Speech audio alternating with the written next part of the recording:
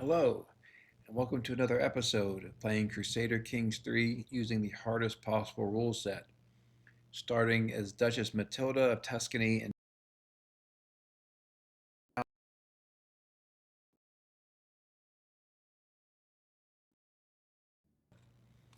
in the last episode, we had a lot of stuff happening. Most notably, we reformed the Roman Empire.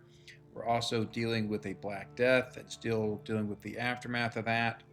So I think to some extent, this is simply my fault that I did not pay enough attention to the basics. I should also say we also had a very tense succession issue where I think we've resolved that, where our character here, who is our player heir and co-monarch, is currently expected to inherit all of our titles, but we need to keep our eye on that in case one of our other sons tries to take the Roman Empire.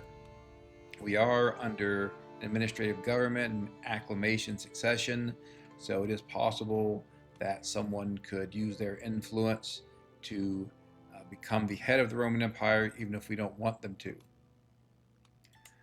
So what I do want to look at here is, the control in our counties. We can see the control in Jerusalem is particularly poor.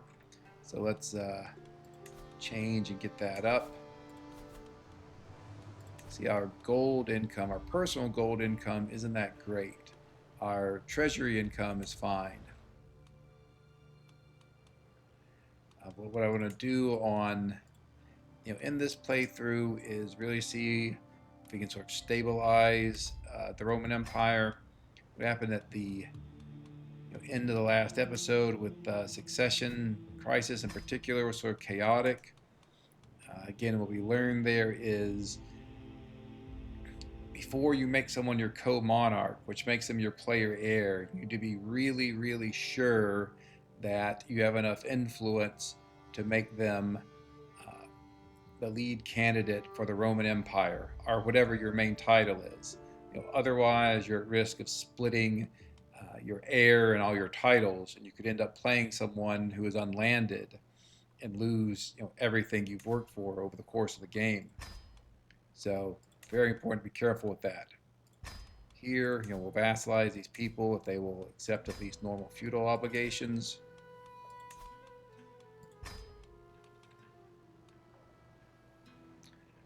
Our heir and son can marry here. We picked him because he has 4 traits, all good, 4 personality traits, all good one.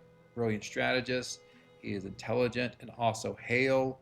So if we could find him a young woman who is both intelligent and beautiful, I think they would have a strong chance of having children that would be able to strengthen the bloodline. But I don't think that there is anyone who actually satisfies those criteria yet, at least. So he doesn't have to get married now, or for that matter, he doesn't have to produce children that would be able to strengthen the bloodline. You could just marry him to someone who is a genius. The genius is really the most important of those 3 characteristics by a large margin. As for now, we don't have to worry about it. Our current character, you see here, he has faltering heart. He's stage 3. If you go to stage 4, you die. So the next time he has a stress break, he is dead. Because every time you have a stress break, you gain 25 the faltering heart trait. You gain an entire level of it. See, our Roman Empire here does not have the prettiest borders yet. We are going to work on that. I think. There is a concern here about, do we want to undertake wars when our ruler might die? Let's see if we can get him back down to a reasonable stress level.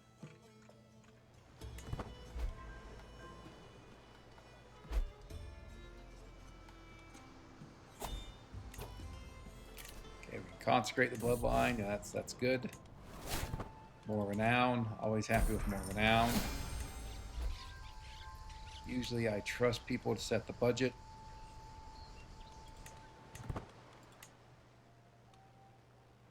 We do have a few levels of renown to go through before we would get up to, I think legendary is the maximum. Other thing we're going to look at is we are at the stage where we could hybridize our culture again. Maybe what makes the most sense is to hybridize with Greek. So I think let's try to promote cultural acceptance with Greek. Because we're administrative, unfortunately, we no longer have the ability to do grand tours, which are a great way to get cultural acceptance up quickly.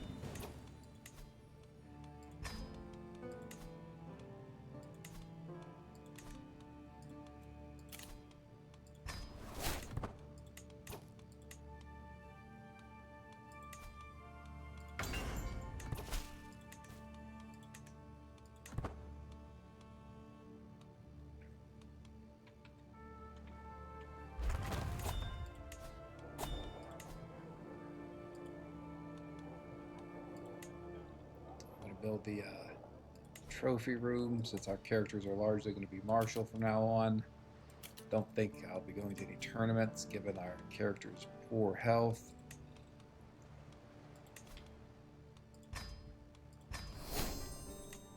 We'll try to keep all the king level titles that I can with our main character.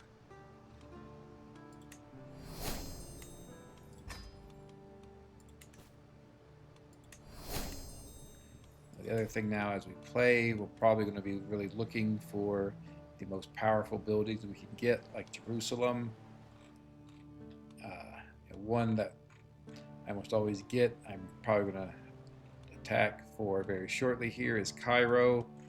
Cairo has a university similar to Siena, except focused on diplomacy. You can see just huge benefits here in terms of monthly lifestyle experience, diplomacy per level of fame, learning per level of fame. Just very powerful. As I get those buildings, I'll probably be giving away my buildings here. I'll definitely keep Siena because again, extremely powerful. I'll probably keep Florence for a long time, really because of the Duomo. But other territories here in Italy, I'll give away. Our current capital is Rome, which is automatic with the Roman Empire. While Rome has two buildings, like in my opinion, frankly, they aren't that great, and I think I would rather have somewhere else to be my capital.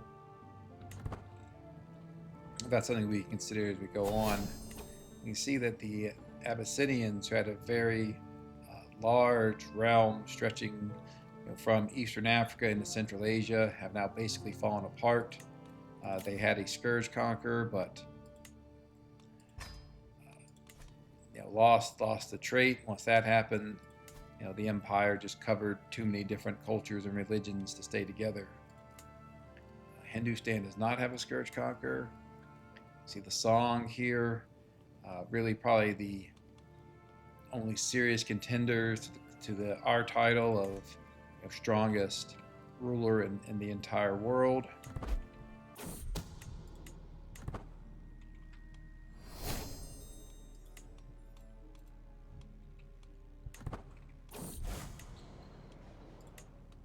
Talked before, but I don't want my religion and my realm to be changed. I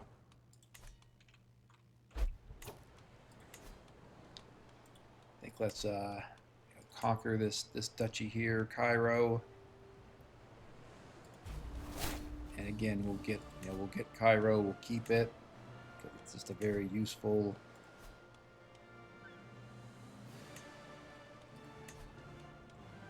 county. So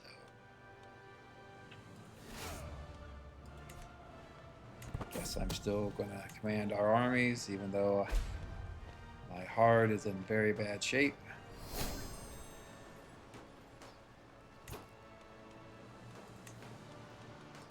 Let's make sure our chosen heir is still there. And again, the other thing we learned, okay, so I said, make sure that if you're on acclamation succession, that before you appoint a co-monarch, that you can have that co-monarch become the leading candidate for your titles. And the way you largely do that is with influence. And so you want to make sure you have enough influence beforehand. What we did see is if you give away gold, at least to certain of your vassals, that will give you influence. And so if you have some gold and you are in an emergency and really need some influence, just send gifts to your vassals. Look to see which ones um, are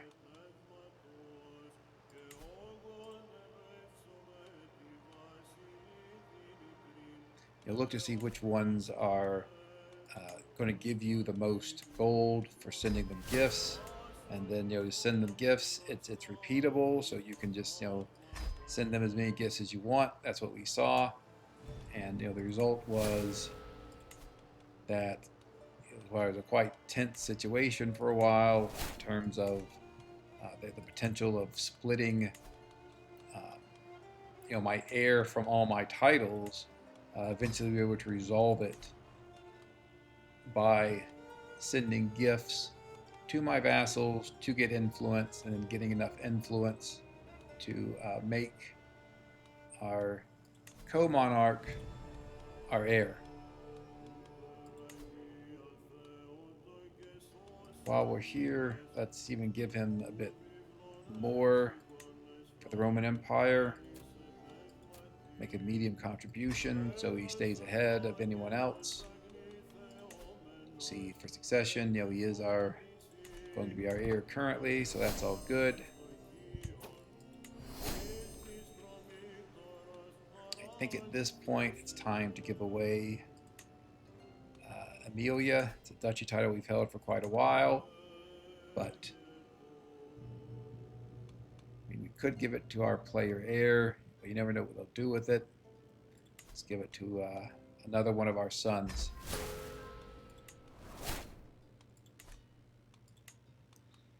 You see we're currently one below the domain holding limit, but realistically, when our new son takes over, he'll be above the domain limit probably by a couple.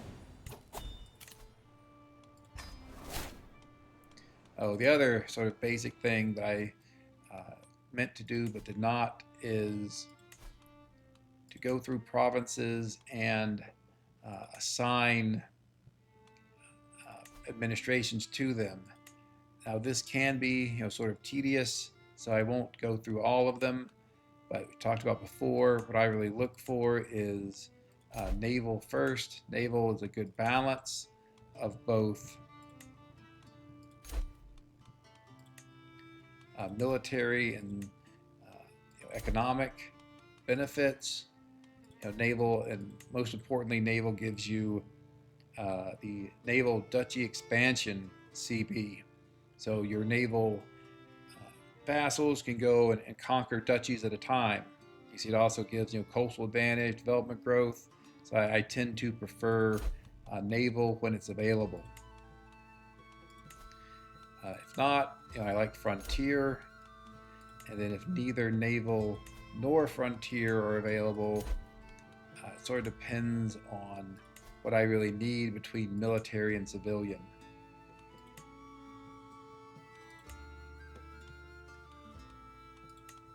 Here, because we're recovering from the Black Death, I think we're having some of our gold issues are really caused by that. I am going with civilian. Sometimes, as you see here, it doesn't let me change the administration. I don't really know why, to be honest. I should probably research that and figure it out. But if there is a place where I can't change the administration, then I just move on to the next one. Don't get too wrapped up in it.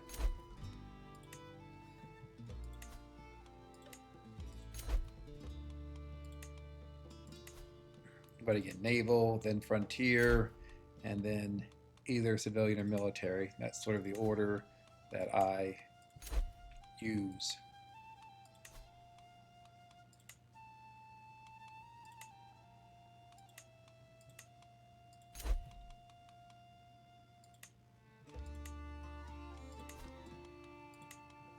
Surprised Bohemia is able to become naval. He must own some other territory.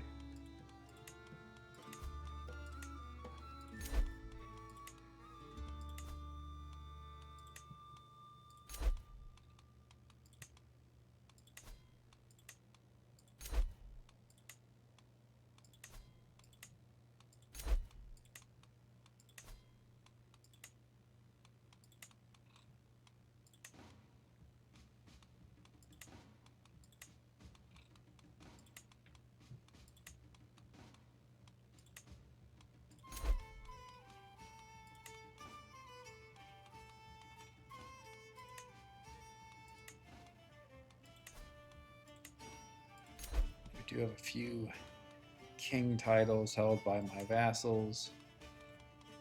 Depending on how aggressive I want to be, I may try to take those back. I think what it could be is that some of these that I can't change are because they're underneath other vassals, but I'm not sure if that's true actually, because I couldn't change Croatia even though it's, you know, Croatia is a kingdom level title and it's directly my vassal.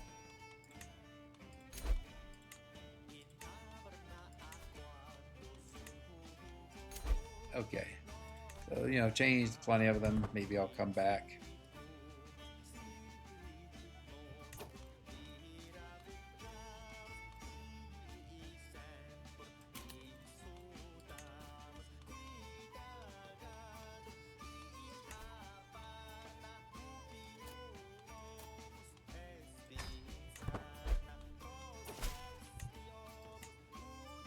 Wonder if we can create Francia here. Not quite. Let's see what else we can vassalize. Why isn't okay? Orleans is at war. Fine. Anjou is not at war. And what's that vassalization? Okay.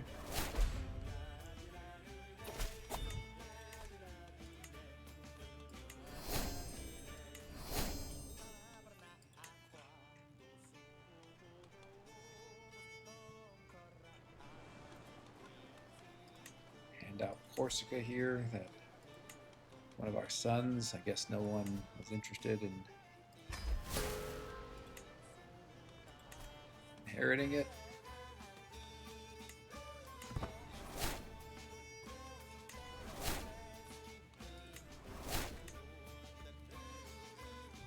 One other building I'm a big fan of is Aleppo. You get the Citadel of Aleppo that significantly increases your prowess among many other benefits. Interesting here that Crete has this large realm. He's a 5-star conniving puppet master. It makes me think maybe at one point he could have been a scourge conqueror.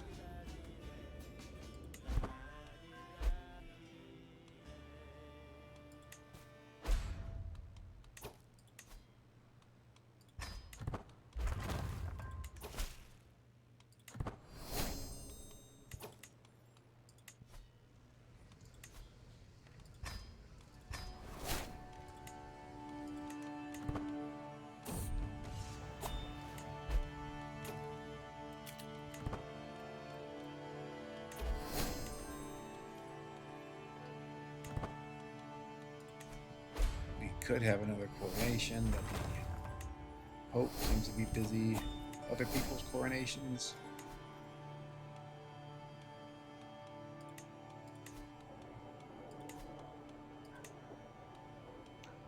And so in terms of, you know, buildings, I built the wine cellar to improve our influence. I also like building the trophy room because all our characters are going to be martial. After the trophy room, I think it's the library or study. The reason for the library or study is you can, if you go all the way down, the upgrades, you get one that allows your characters to get level 5 education traits, which is very useful.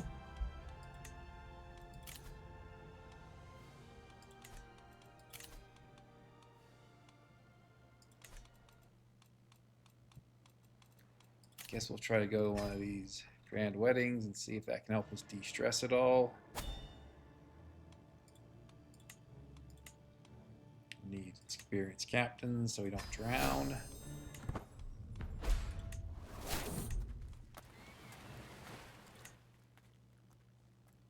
I wish this character was in better shape. I think maybe even with as bad a shape as he in, once he comes back, we might take a look at what it looks like if we attack Hispania with a conquer all de jure lands, casus belli.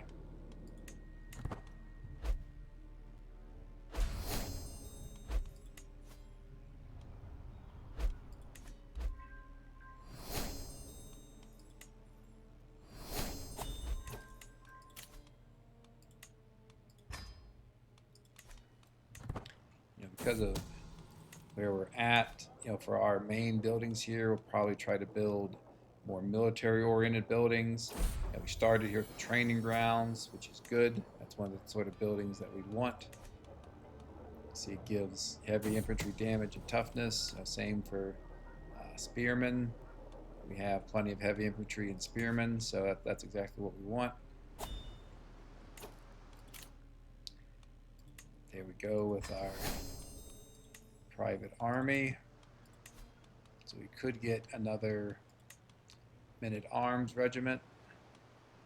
Presumably the crossbowmen or armored horsemen. Also sort of depends on what we do with our next cultural hybridization. If you hybridize with Greek, then we can get the cataphractoi and others of that nature. And the other option, though it might take a very long while, would be to get the Canary Islands down here, the Guanche culture, which has mystical ancestors.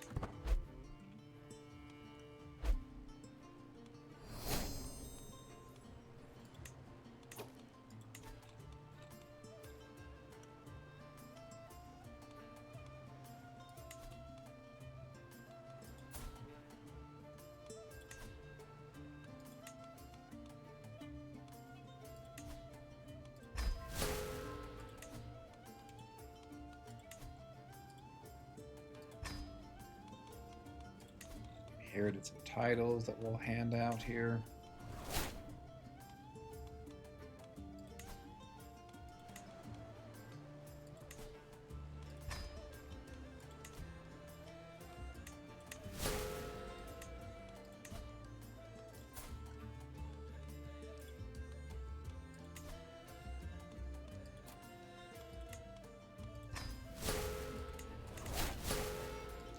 But overall, we had some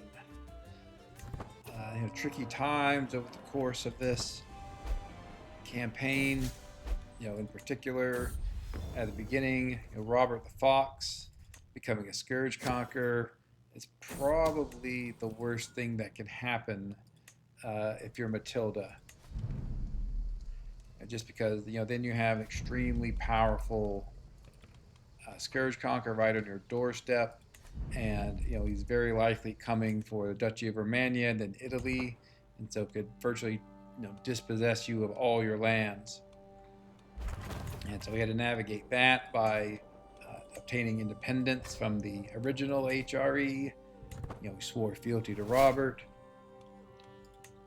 and sort of were able to build up under him for a while. And then the next really big test was when we had this large HRE that covered so much land, and then there was accession, and it just completely fell apart. The three components, we had to seize control of one of those components, which was the Empire of Italia.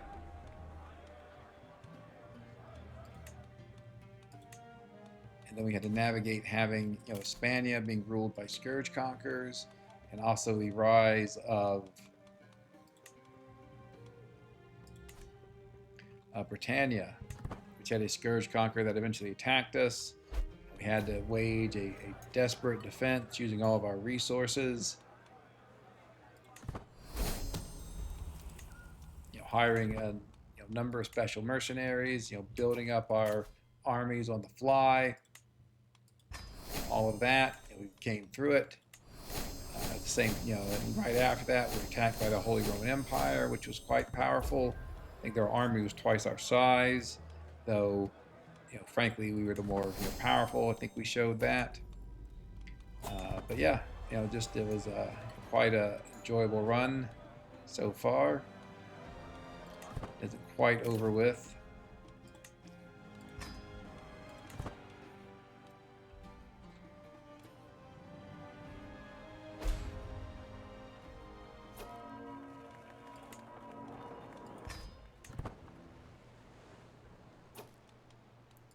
Check our succession. You can really never check your succession enough.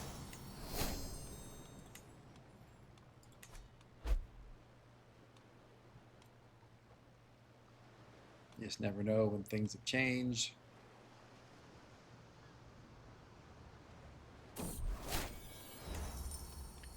Especially if you're in Confederate partition, you might acquire a new duchy, new land of any sort. That might change how your partition is going to work. So you really want to check your succession all the time, really. Especially whenever you get any land, you have a new child born, especially if it's a son. Okay, we can kill ourselves with a 12% chance. I think we'll just have the physician treat him.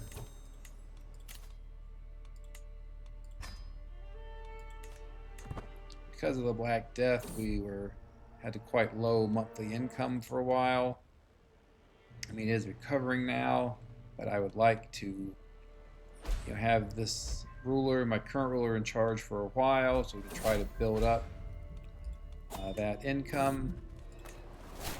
And our gold store here, how long that's going to be is debatable, since the elder traits are starting to mount.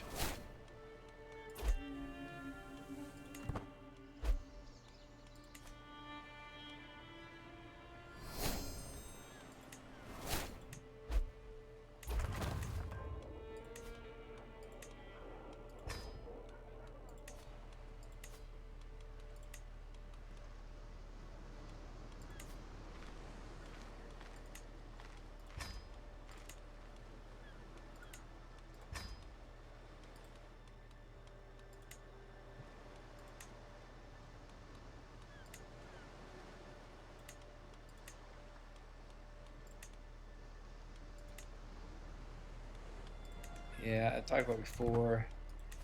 I just not a huge fan of Rome. I don't think the special buildings in it are that special, or that powerful. What I do like doing is Constantinople, but the problem there is what I really like Constantinople for is the Hagia Sophia Cathedral. You can see it's just extremely powerful, but it actually doesn't function for Catholics. And so to make it function, you have to convert to Orthodoxy, or what I often do is convert to Orthodoxy to get their particular set of holy sites, and then create my own custom religion. I don't know that we'll get that far, but we'll see.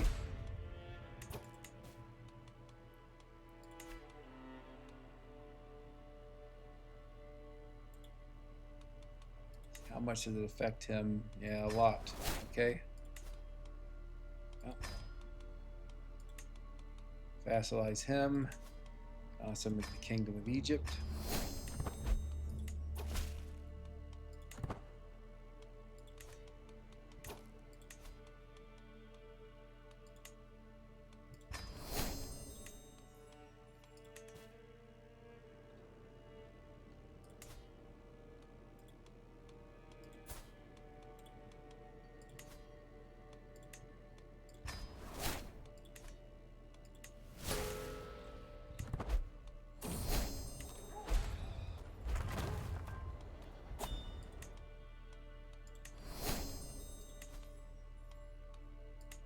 friend die. That could have easily been the end of me because of stress.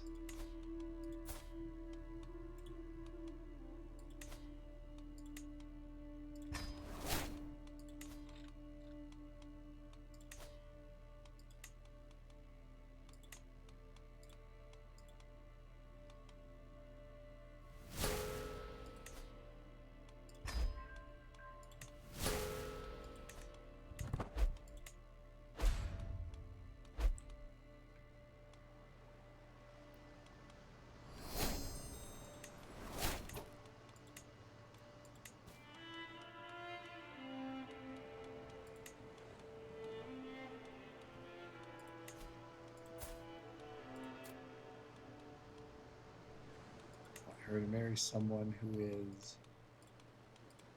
beautiful, ideally. Yes, doesn't need to be matrilineal.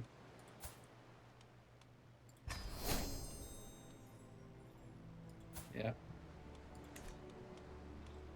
Let's take another look for our son and heir. What we really want here is someone who has a beauty trait and an intelligence trait.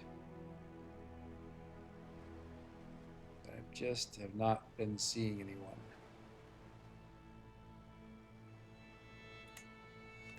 Again, he doesn't immediately need to get married. Our poor son who lost his face somehow.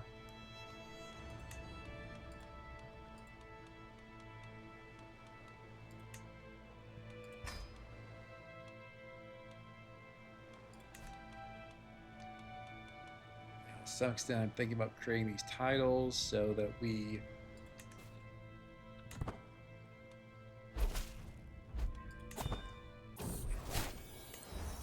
fight Hispania. We'll get the most. So this guy, skilled tactician, not great, really.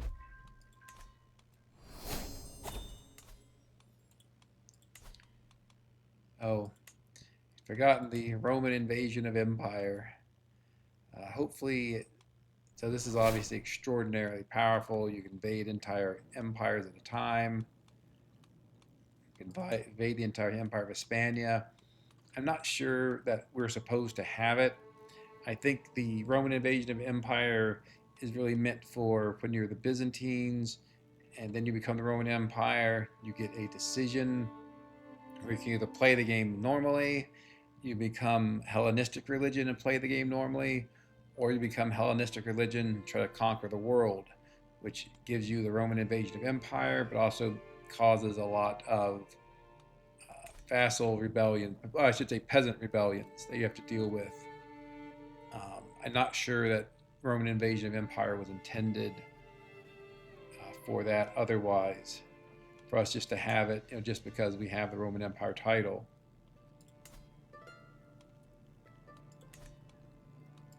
What I actually would want from Hispania is I do want the Byzantine Empire title, I think. And so let's attack them. They, as you can see, they own land over a very large number of empires. So even with the invasion of empire, CB, and we're going to be attacking them quite a bit. Let's make the Duchy of Sardinia, then we'll give it away to one of my sons, not our heir, but one of the other ones. Let's go with one of the older sons.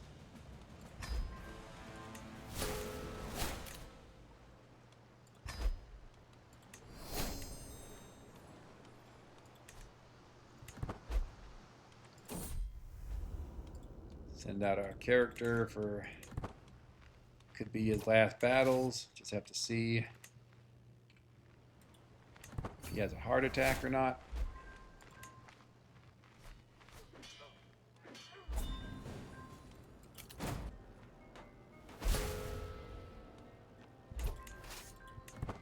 He still is in fine health at 70 despite all of his health problems. Somewhat surprising, especially given he doesn't even have physical genetic health trait.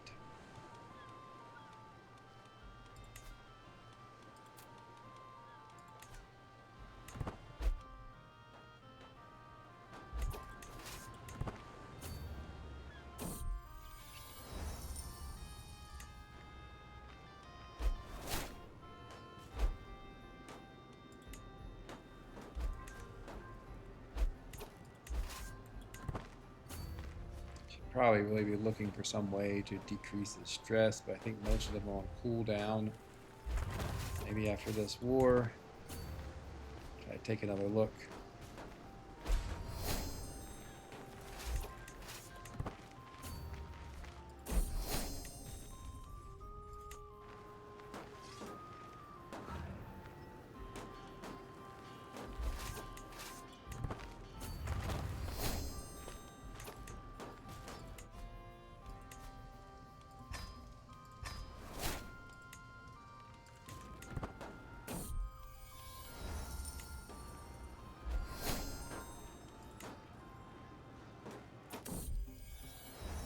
Okay.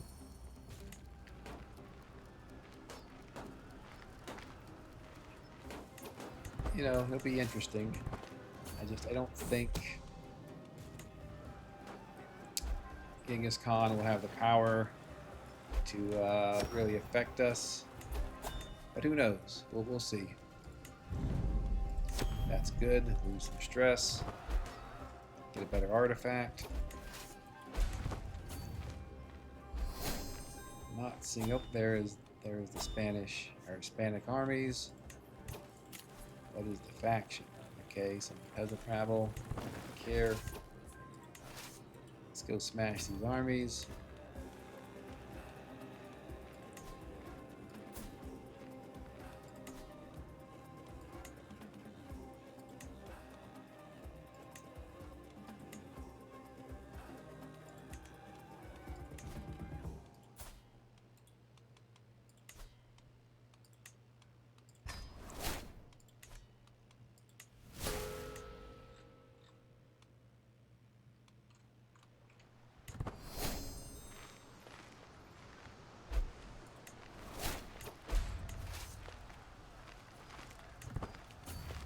Physical problems, still a great general. Our current character has incredible movement speed for his army.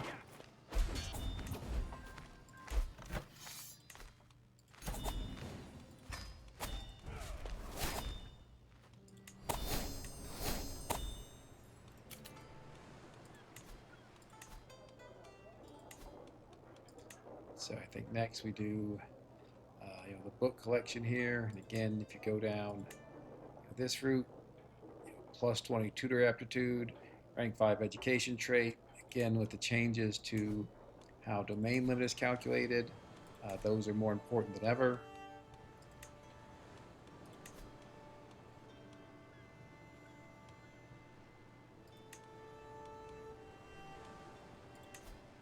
Give it to the sun.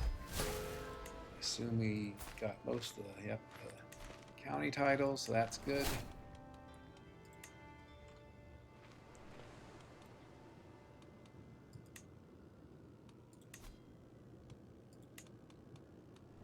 This to another son.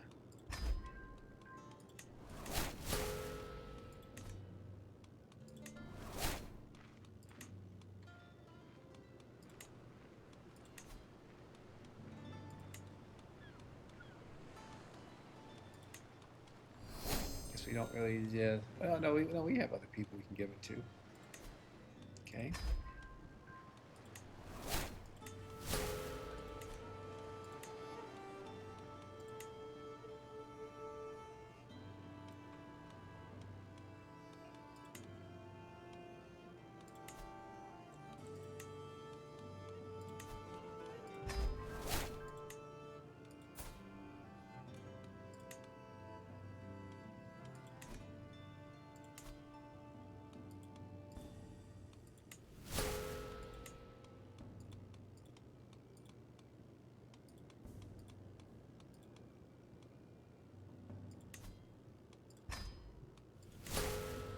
Talked before about Generally, I like giving out land to my dynasty members, but none are available.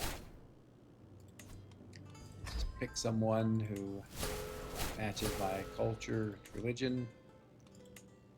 You can argue that one should go sort of even deeper into that and make sure they're loyal vassals and so forth. And I'm somewhat sympathetic with that, but that gets really into sort of micromanaging.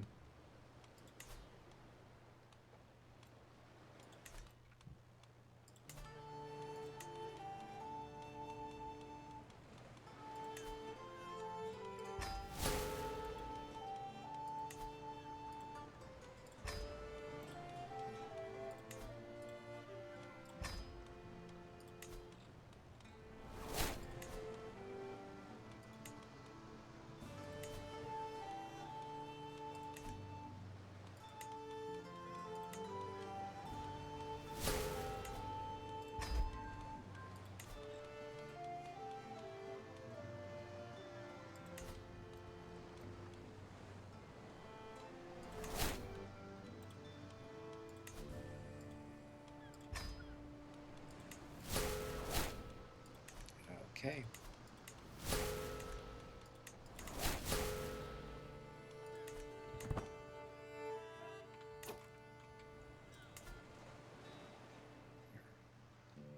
Slowly increasing our acceptance with the Greeks. Still a ways away from being able to get control of the Byzantines. Looks like the Byzantines themselves no longer exist.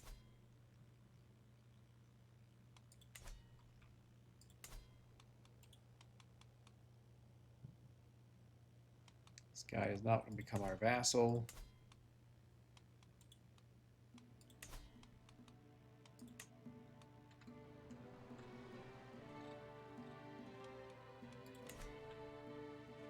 Is there any other good sources of...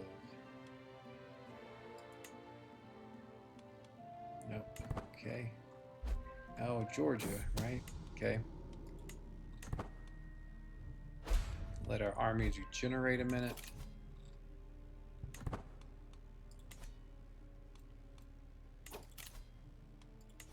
Do things, get us more gold.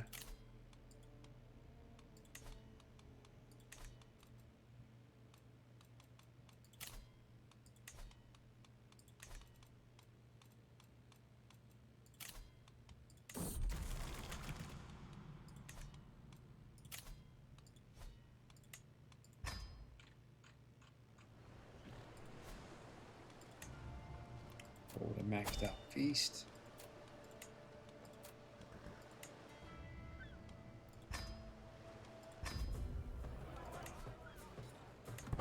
Let's check our succession again, make sure it's all like it should be.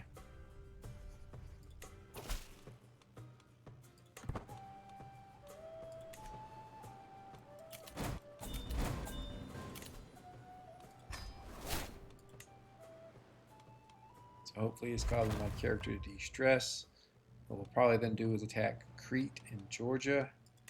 See if we can get enough territory to reform the Byzantine Empire.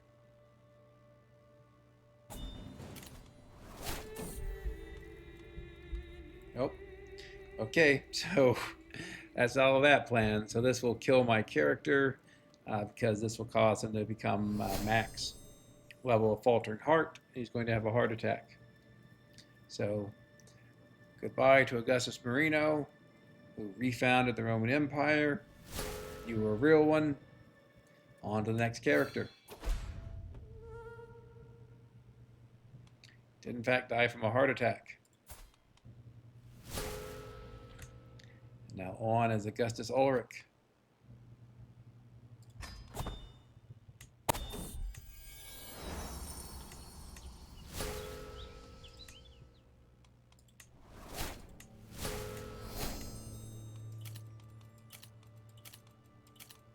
Do do have a good amount of gold here, which can be very powerful in terms of dealing with rebellious vassals. Do want to train for tournaments because we are going to want the tournaments. We'll take chivalry here. Go with serve the crown and strict organization because I want to get to hard rule. Hard rule is very effective in dealing with rebellious vassals. For this, I guess let's go with golden obligations and Heir Geld for more taxes. Here we will go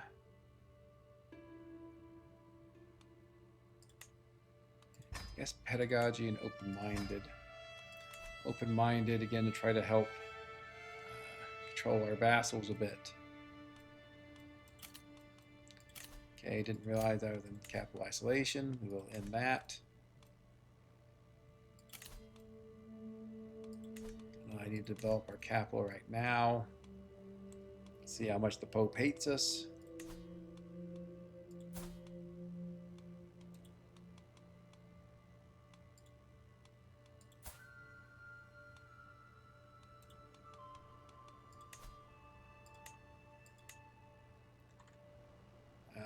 Okay, we'll need to go on a pilgrimage first.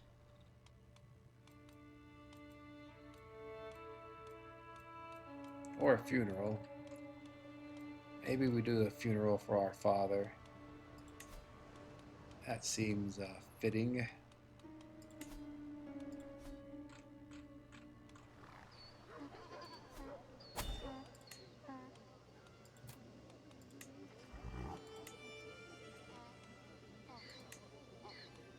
Mourn sounds good. And so really, you always want to start your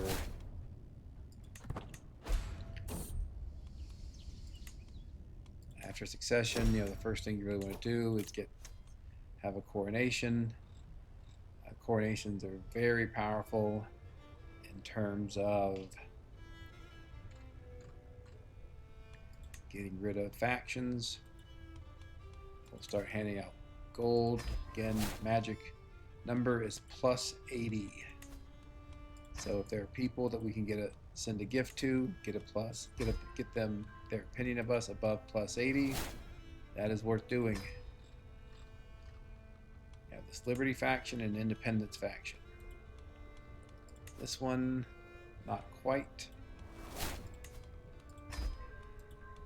Of course, at the end of the day, it's possible you're just going to fight some people.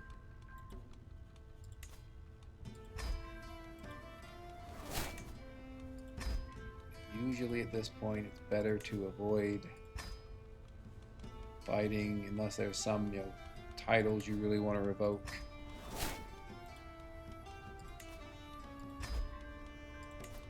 The other, okay, I guess we were at our maximum unit arms. I thought we had another one. We can also build up our forces a bit here.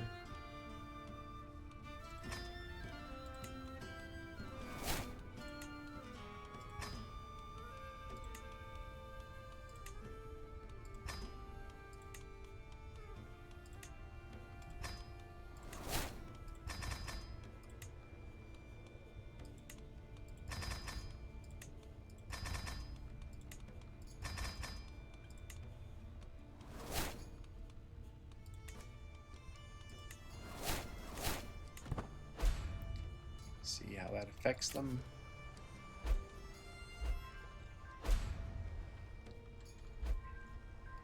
In neither faction, oh, okay, the Liberty faction's gotten out of control.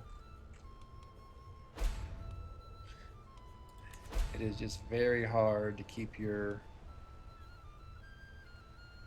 administrative or crown authority up. Get Liberty factions all the time. Again, we're young, we'll have plenty of time to get our administrative authority up. So if we have to give in to that Liberty faction, it's not the end of the world. Let's look to make. I think we are holding an extra duchy, or not. I guess our duchy. That's odd. What titles are we holding?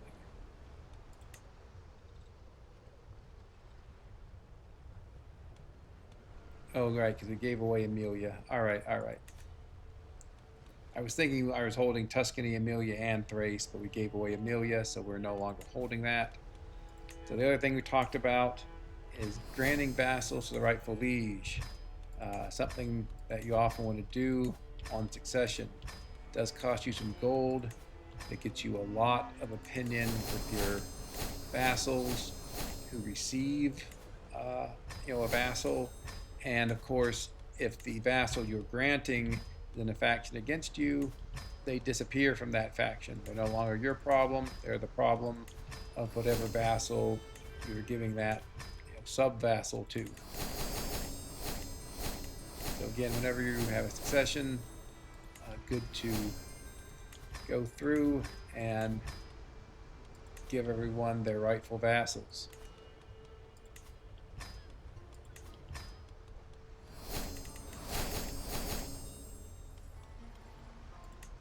The other thing you can do is create titles.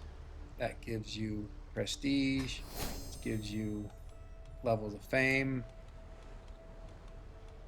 which improves your vassal's opinion of you.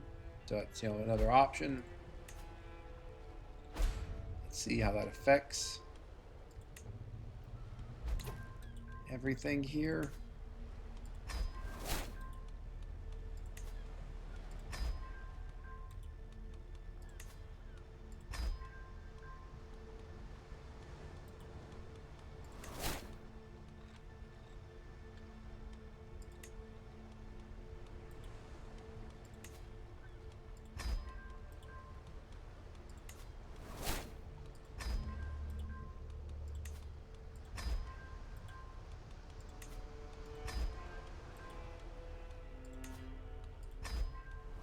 Might be able even to maintain our current level of administrative authority. Not positive.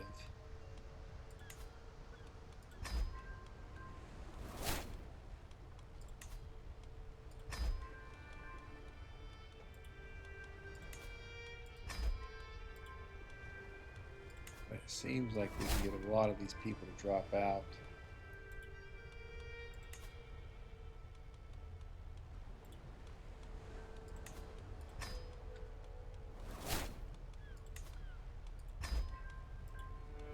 Again, this is another part of the game that can seem a bit tedious, but in terms of playing well, it is something you want to do, either if you're a new player or a very experienced player. Succession, if you're playing in the normal rule set, succession is the most challenging part of the game. So you do want to know these tricks, tips, ways of getting rid of factions. When you're playing on the hardest possible rule set here, like we are, then I would still say scourge conquerors are the most powerful, most challenging part of the game. Though I think one could debate that at this point, where we are.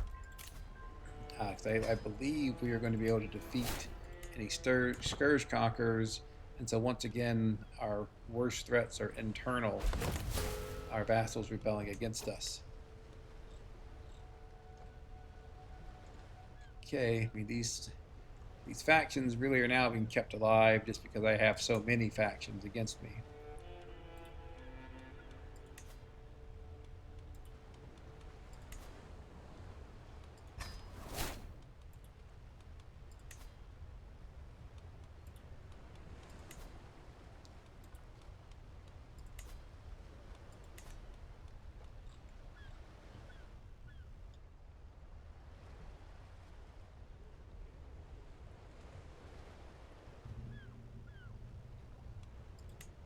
See if there are others who I can pick off here.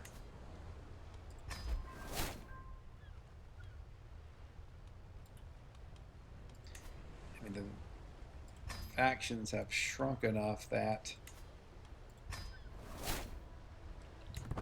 think I could probably defeat them.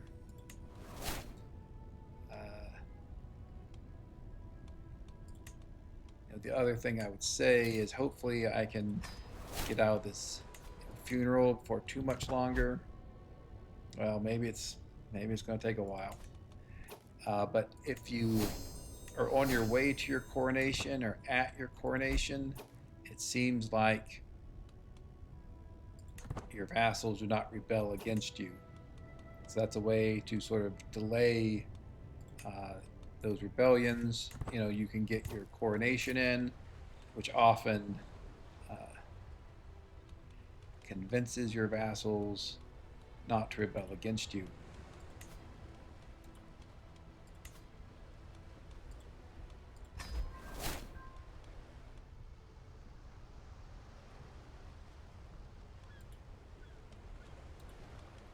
You'll sometimes see that people are forced to join factions, and if they're forced to join, that means that giving them gifts won't get rid of them.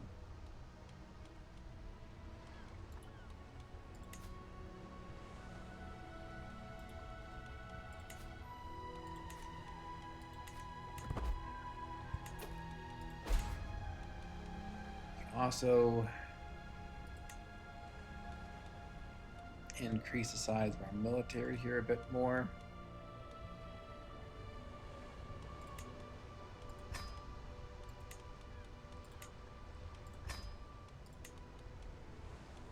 This is useful because whether people revolt is determined by comparing their size of their military to yours. So the bigger your military is, the less likely they are to be able to revolt. Also, if I can just buy some time and get to the hard rule perk that I showed earlier, that could very well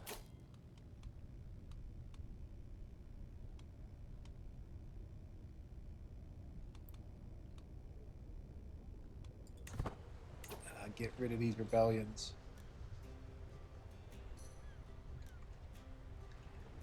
The other thing you could do is hire mercenaries to temporarily bolster your strength, but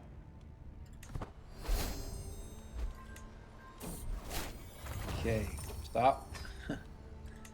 Now we should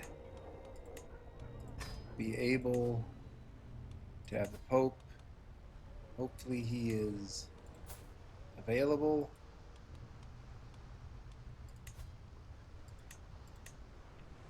Okay, we don't even have to spend the piety. Can we spend only piety? Yes. Do we want?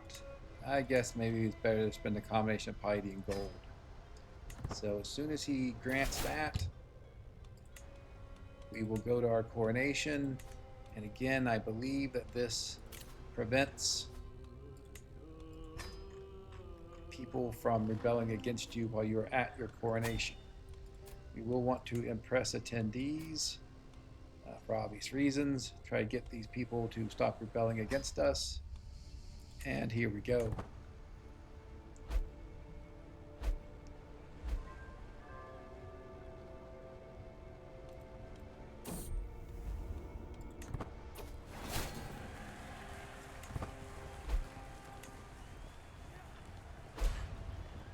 Is a problem that we are losing a lot of our treasury quite quickly. What's going to happen is we'll get the event to ask us if we want to set a new budget. We'll say yes, and the budget will be reset to reduce the vassal development salary budget to get us positive. The problem is when that happens, that's going to anger a lot of people because they'll be getting less money. So could see our factions increase. I think the Liberty faction's increasing for that reason. I think the Liberty faction, that's enough. We'll just let it fire. And we tried what we could. I mean, the Liberty faction is not the worst thing. Again, we're a young character. We will have time to increase our administrative power.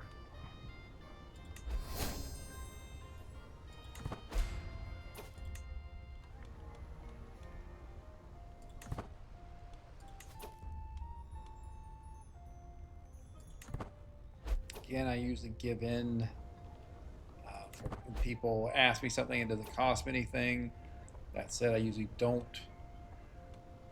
um, don't give people the right to go attack other vassals here. I'd rather have the diplomacy. Maybe that helps just a little bit more. Take the prestige. Let's take a look at our... Yeah, okay, we're just going to give in to the... Well, we've done what we could, I think, for the Liberty faction. You know, it's just the consequence of playing on the hardest possible rule set. Again, because we're playing on very hard and a lesser realm stability, both of those make our vassals more rebellious. And, you know, sometimes you just have to, you know, give in, sort of live to fight another day. Oh, my multiple Reichscrowns. I think we probably will wage a kingdom level holy war at some point.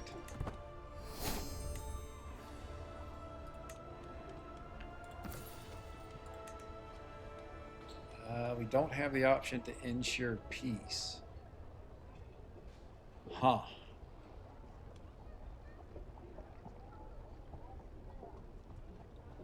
Foster enlightenment, you know, we get a lot of time to do that. I think we should be able to do that. Hopefully we get a 5th level education trait. Yeah, so I think that's good. I think Siena itself fills being a university, having development 30 or higher. I would have liked ensure peace, but we're not getting it, so we will foster enlightenment instead.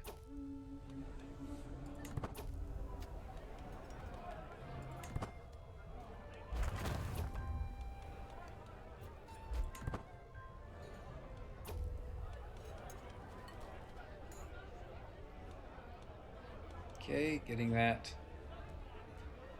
extra legitimacy may help. If only we could get a little bit more. Of course not. 1 point away.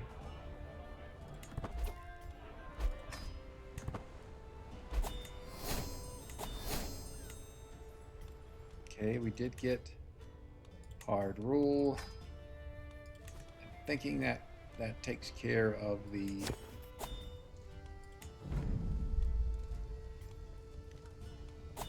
independence faction, but probably not the other faction. Not sure what. Okay, we'll just max out our court grandeur at this point.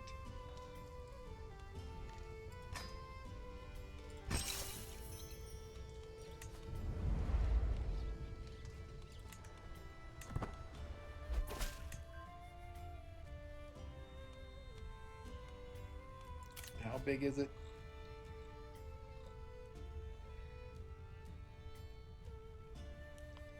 Let's give in.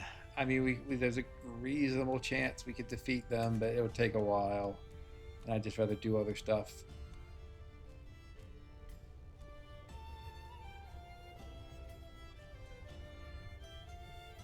Don't really want to make someone my co-emperor. That creates, I guess it's going to create problems. But we'll just go back down.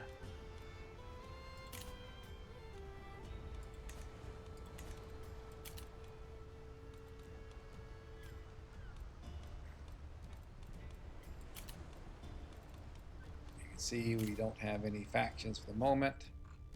Do want to try to get a 5-star education here. We'll just do it in Rome. Pretty much always study hard. So here we go. You have a 22 learning. It's not, you know, it's decent. Not sure we're going to get it this first time.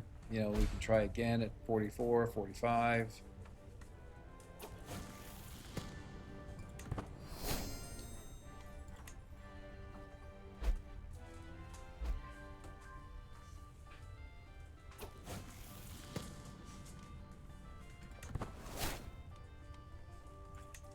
Master Latin, which is good.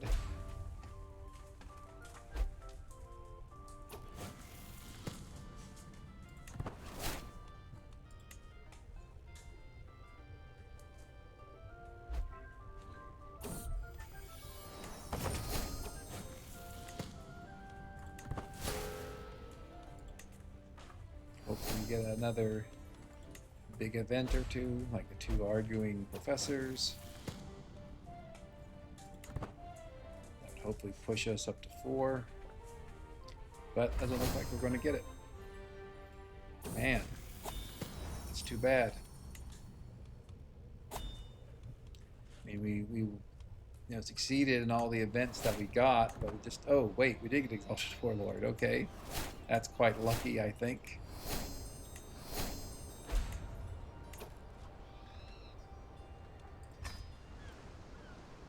And we can foster enlightenment now. Sienna, good. Okay, so we've fulfilled our oath.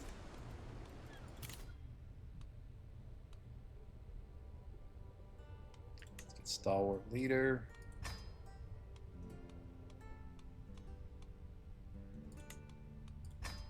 Man's home. I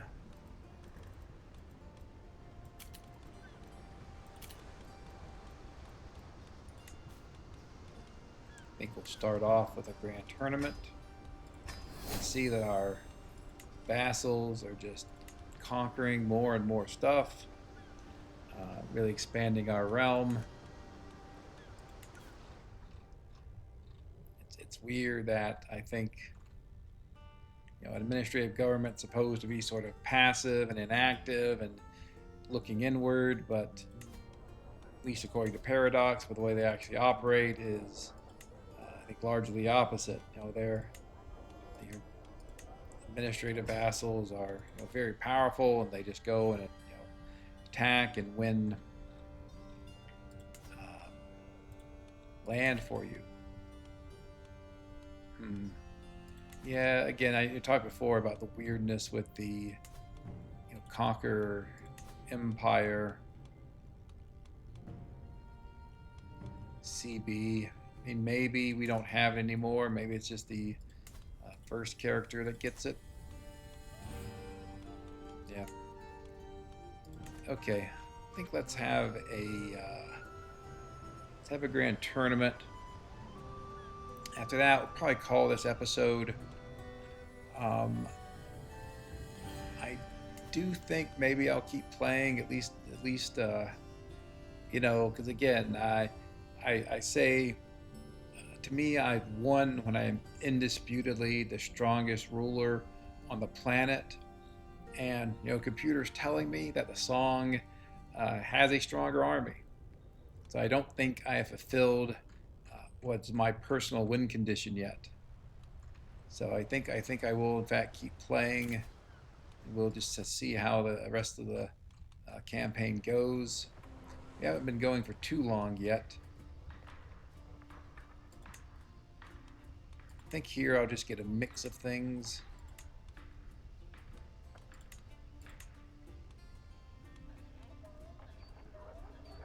Oh, I can't do a joust. We'll go to, okay, well, we'll hold the culture where I can do a joust, or hold the grand tournament where the culture does allow me to have a joust. Let's go back to Florence. I mean, I am not Italian, right? I'm Swabo Italian, yes. Or let's even go to Siena.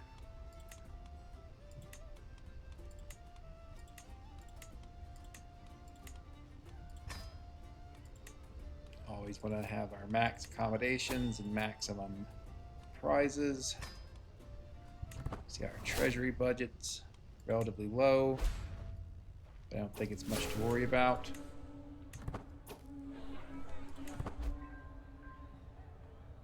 And again, grand tournaments, you really want to go to as much as you can. They just greatly increase the power of your character. If you filled out, all the house to looter pass,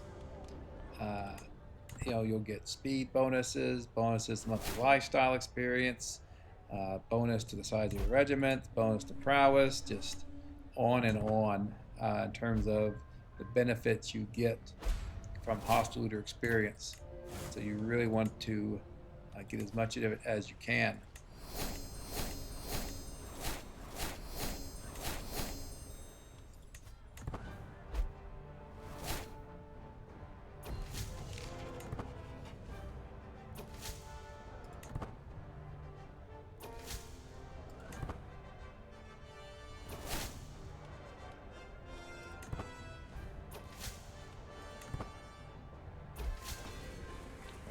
1.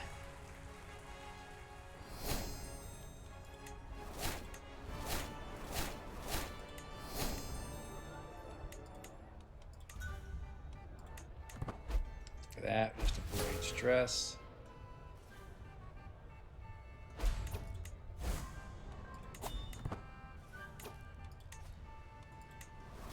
Okay. See what this faction is. Okay, it's just peasants, peasant rabble in our own domain, so nothing really to worry about.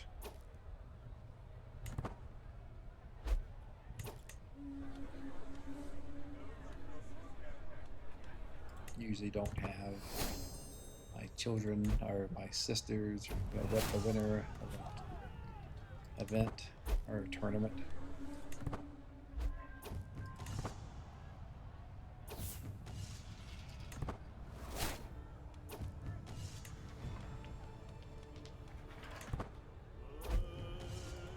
And for that matter, grand tournaments give you plenty of gold, prestige, can give you some renown, and the gold and prestige you get from going to someone else's tournament and winning. So early in the game, campaign, when you're low on gold, maybe low on prestige as well, going to other tournaments is great. Here's this ability, love this, more lifestyle experience. We'll take that.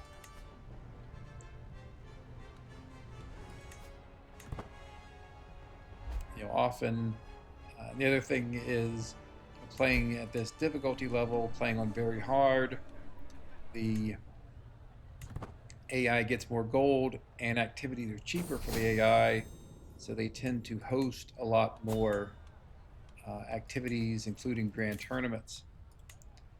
And so that can be very beneficial for the player, because you can just go to tournaments while you're sort of waiting and building up your strength.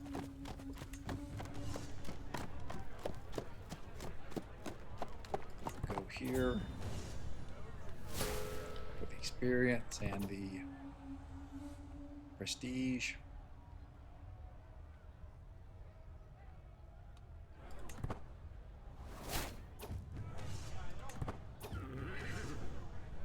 Go for the experience with foot.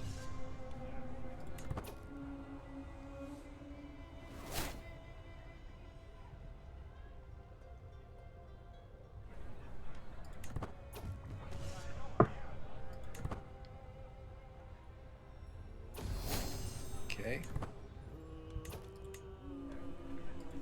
Thought I had one more match left, but maybe not.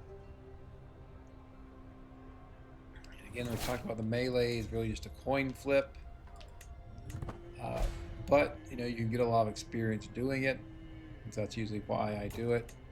I know there's a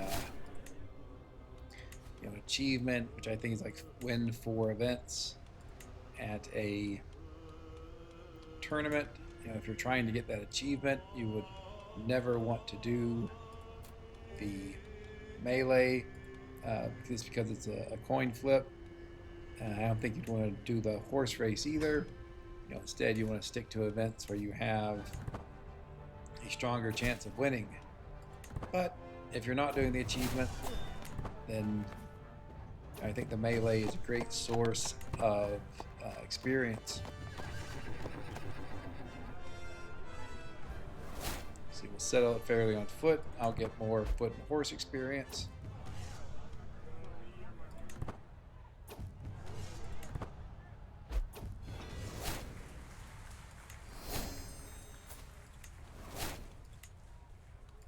We got lucky in 1. Did I win everything? No, well, missing something.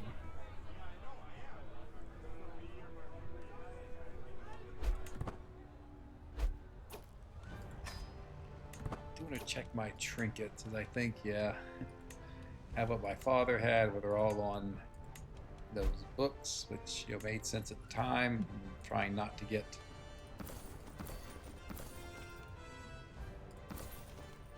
the Black Death.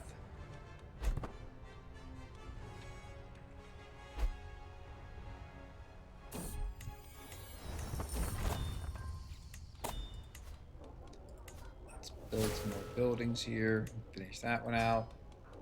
See if any of our buildings in our domain.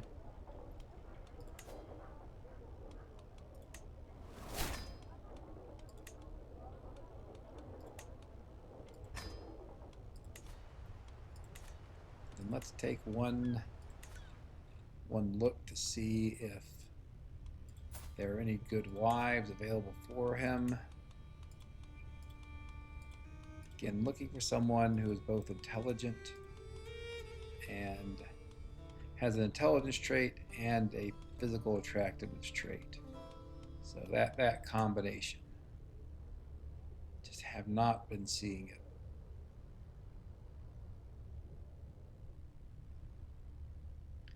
So I think at this point,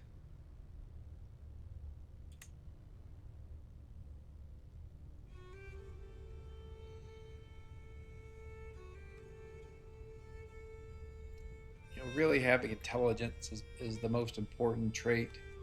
I think let's go with our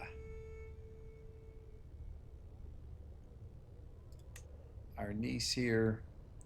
Hopefully our children will be geniuses. If they get hail, great. If not, at least they'll be geniuses. Maybe later down the road we'll have other potential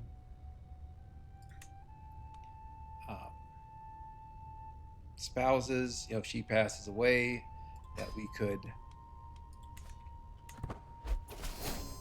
wed instead. We'll set up this grand wedding, and then we'll call the episode. Again, thanks very much for joining. My other playthroughs, I think have largely, or I think all of them have stopped really once I got to become hegemon of the Roman Empire or got close to it. This one, again, song looks more powerful than us, maybe, and so I want to keep playing. We'll keep increasing our power and start moving east. See what we can do with the song. I want to remember to look at hybridizing with the Greek culture when we start again next time. Try to get the Byzantine Empire. Look at making Constantinople our capital. Want to get Aleppo and Baghdad down here. Maybe even reform to create a custom religion. So there's a lot of stuff left that we can do. But in any case, all that will be waiting next time. Thanks very much for joining. Hope to see you for the rest of this series and campaign. Goodbye.